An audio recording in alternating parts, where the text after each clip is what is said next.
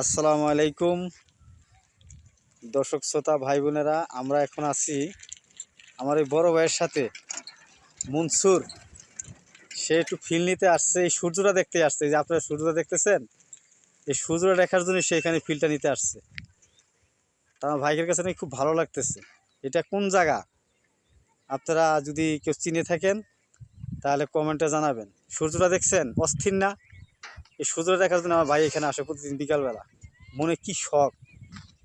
এই যে আমার ভাইয়ের সাথে কথা বলবেন। ভাই, কিছু বলার আছে আপনার? ভাই ভাই এখানে আসলে মনটা ভালো হয়, এই জন্য এখানে আসি ভাই। তাই না ভাই? হ্যাঁ ভাই, আপনি সবুজ দেখছেন, সবুজ ধান, সবুজ ক্ষেতগুলো আপনার কাছে খুব ভালো লাগে? খুব ভালো লাগে, মন মুগ্ধ হয়ে যায়। দুই সাইডে পাহাড়, মাঝখানে জায়গাটা খুব সুন্দর, হ্যাঁ সূর্যটা ক্লিয়ার দেখা যায় না? ঠিক। আপনি এই সূর্যটা দেখার জন্য তো আসেন নাকি? এই যে সূর্যটা, এই যে এটা, এইটা দেখার জন্য এখানে শুধু আসেন?